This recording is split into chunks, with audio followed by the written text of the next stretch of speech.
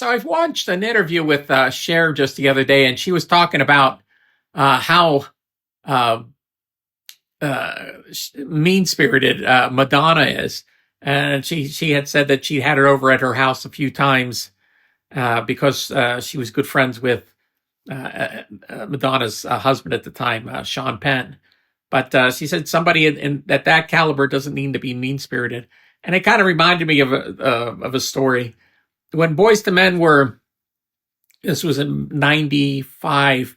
They were on top of the world. They were dominating the charts, pretty much the top 10.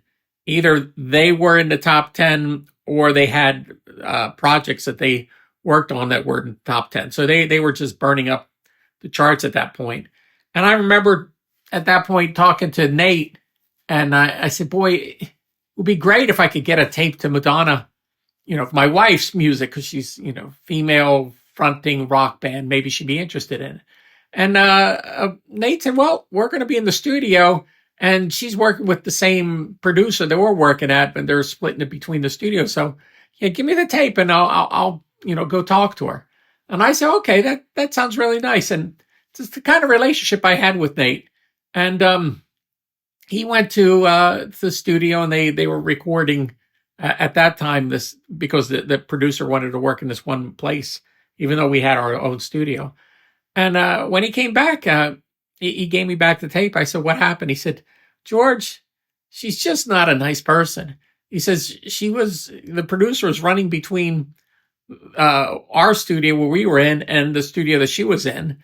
And she was just constantly complaining about everything. And she complained that we should get off the charts and let some other people have a shot at the top 10.